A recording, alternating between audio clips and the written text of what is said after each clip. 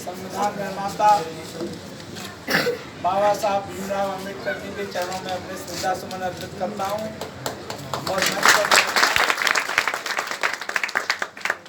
हमारी मंच में विराजमान कांग्रेस पार्टी के वरिष्ठ नेता आदरणीय महादेव अबोलिया जी, राम गोपाल जी, बलराम सिंह चंदेल साहब, तुलाराम जी, कार्यक्रम के आयोजक सुनील मौर्य साहब, अनुराग जी, पवन जी, बलराम जी, आदरणीय राजकुमार जी, आदरणीय मुन्नीलाल जी, आदरणीय राजेश सरपंच साहब, आदरणीय बाबू सिंह जी और उपस्थित सभी सम्मानीय मेरे वरिष्ठ जन, मैं अपने सभी वरिष्ठों के चरणों में प्रणाम करता हूं और नौजवान भाइयों को भी दोनों हाथ जोड़ के प्रणाम करता हूं।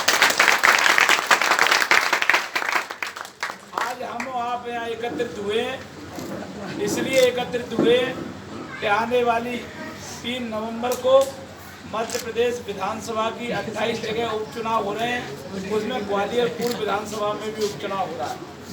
उपचुनाव की दृष्टि से हम एकत्रित हुए और इसमें 3 जगह चुनाव इसलिए हो रहे हैं कि वहाँ के विधायकों का असमय निधन हो गया, इसलिए 3 जगह चुनाव हो रहे हैं। लेकिन 25 जगह चुनाव क्यों हो रहे हैं?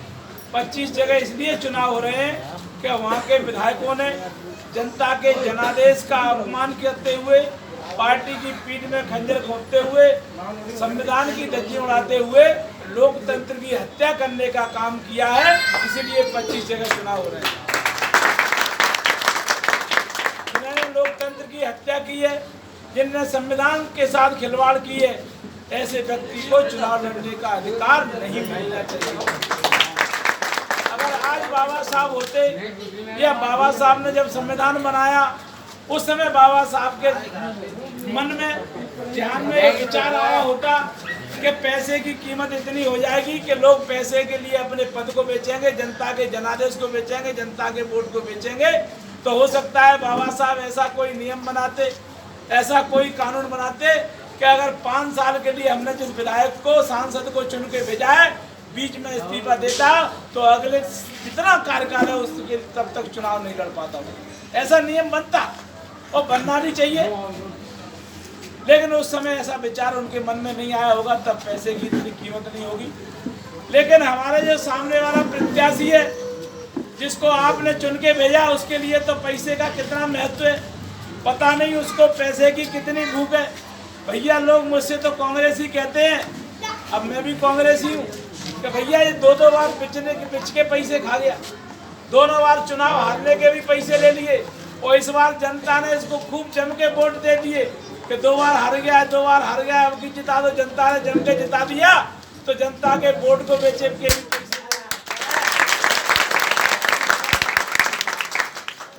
और भाई साहब आपने विधायक बनाया, 15 महीने विधायक रहा और आपने तो एक विधायक बनाया, उसके परिवार में 11 विधायक बने और विधायक नहीं बने वो तो मंत्री बन गए।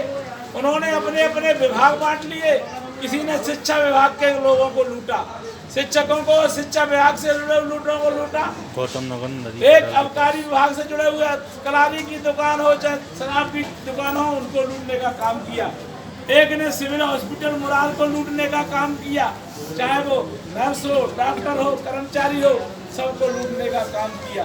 एक ने तहसीलदार पटवारा आरआई और तहसीलदार एसडीएम को लूटने का काम किया। अलग अलग विभाग बट गए और लूट मचा दी और इसका इतना भ्रष्टाचार आज तक मैंने नहीं देखा। पूरे परिवार ने भ्रष्टाचार का आनंद कर दिया। इतने से भी मन नहीं भरा तो करोड़ों रुपए में आपके वोट को बेचने का काम किया है। मैं इस अवसर पर आपसे कहना चाहता हूँ, इसके लिए पैसा ही सब कुछ है, बाप बढ़ाना भैया सबसे बड़ा कुछ नहीं कर सकता है। आपने दोबारा जिता दिया तो पता नहीं फिर कितने में जाके बेचेगा, इसकी कोई सीमा ही नहीं है। इसलिए मैं आप सबसे निवेदन करना चाहता हूँ, जो मुझे मालूम है वार्ड क्रमांक 23 है, मैं पिछला चुनाव लड़ा था, वार्ड क्रमांक 23 से आपने कांग्रेस पार्टी को 5000 वोटों से जिताया था। सबको जानकारी है कि नहीं? कितने वोटों से जिताया था कांग्रेस पार्टी को? अब की बार मैं आपसे हाथ जोड़ के निवेदन कर रहा हूँ, बड़े लोगों से दोनों अपना सिर रख के पैरों पे निवेदन कर रहा हूँ, जो मुझसे बड़े हैं उम्र में, उनसे इस बार कांग्रेस पार्टी को 10,000 वोटों से यहाँ से जिताना। आज से 2 साल पूर्व आपने कांग्रेस पार्टी को 5,000 वोटों से बांटते से जिताया था। मैं तो आपको से कांग्रेस पार्टी के लिए ही कहना आया हूँ, कांग्रेस पार्टी को आप इस बार 10,000 वोटों से जिताना।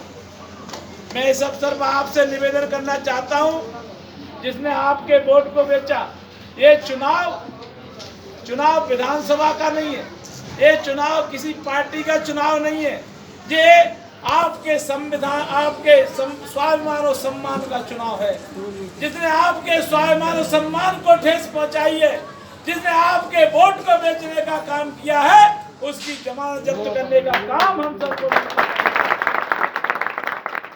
मैं आपको भरोसा दिलाना चाहता हूँ और कहना चाहता हूँ, ये भी कथनी करने में कोई अंतर नहीं मिलेगा।